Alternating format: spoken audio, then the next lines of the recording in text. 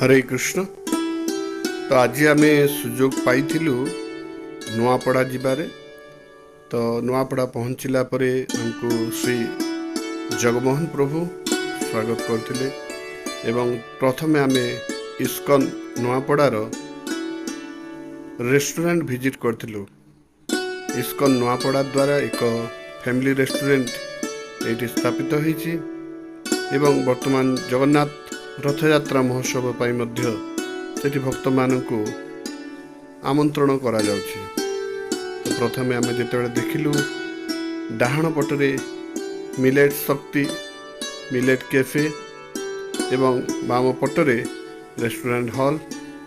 प्रथमे आम रेस्टोरेंट रो मेनू देखिलु।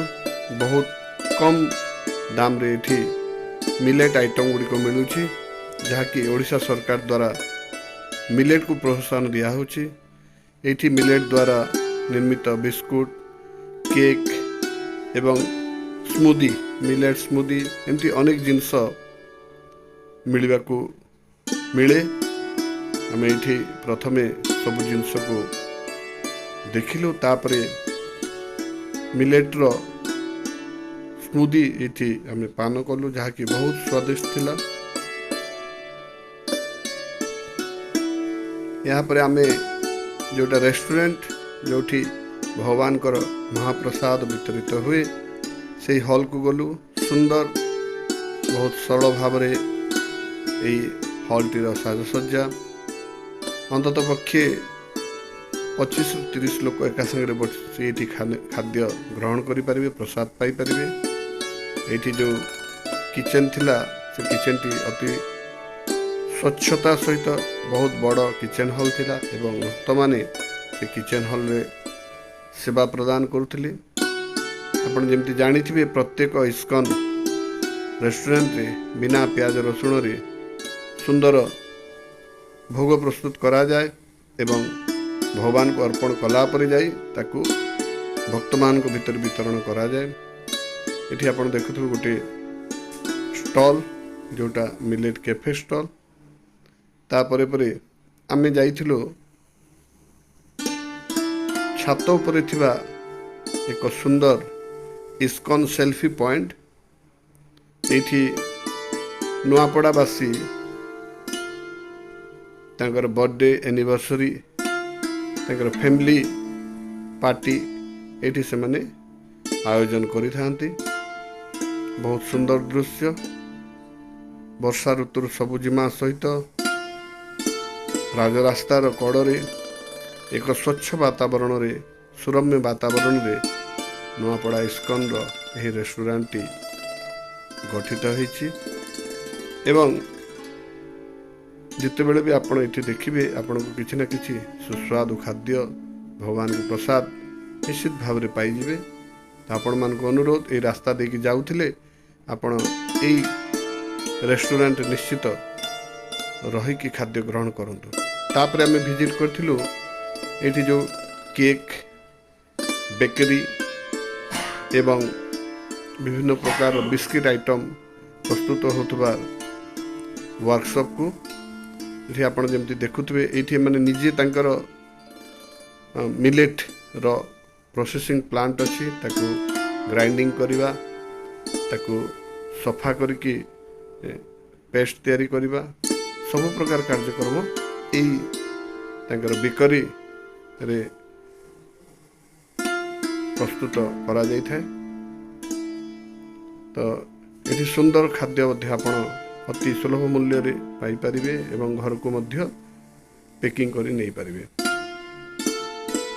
रेस्टोरेंट को विजिट कर सारला परे आमे गलु इस्कन नुआपड़ा सेंटर। आसंतु इस्कन नुआपड़ा सेंटर को विजिट करिवा। रथयात्रा पाई 9 दिन पर्यंत ये भजन कीर्तन एवं प्रवचन तथा प्रसाद कार्यक्रम रही।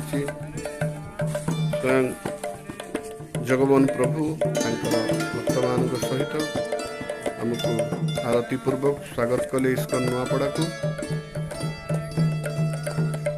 देखो माताजी मान किपरि भाव में भक्त मान स्वागत पाई वैष्णव मान स्वागत पाई निजे उपस्थित आम सहित थिले झष्टतन मेहर प्रभु, चित्तरंजन पंडा प्रभु एवं तपन खान प्रभु आमको स्वागत पर आम समस्त को इस्कन नुआपड़ा को माताजी मैंने प्रभुजी मैंने आछुटी नहीं थे।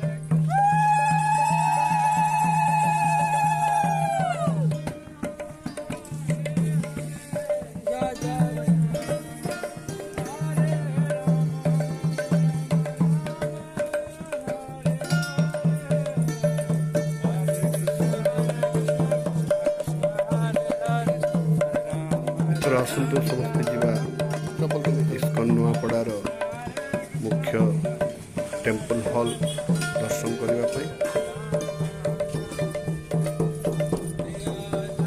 एक नैसर्गिक स्वच्छ एवं सहर ठारू अनति दूर रे इस्कन नुआपड़ा सेंटर टी अवस्थित।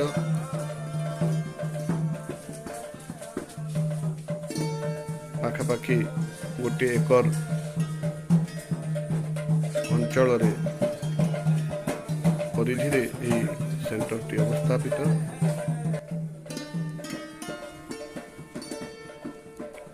सब भक्त माने ब्रह्मचारी माने गृहस्थ भक्त माने सब सेवा प्रदान करछंती। आमे सबठो प्रथमे दर्शन करिबा इस्कन बा अंतरराष्ट्रीय कृष्ण भावनामृत संघर प्रतिष्ठाता आचार्य his divine grace A C Bhaktivedanta Swami Srila Prabhupada. तापरे दर्शन करवा मुख्य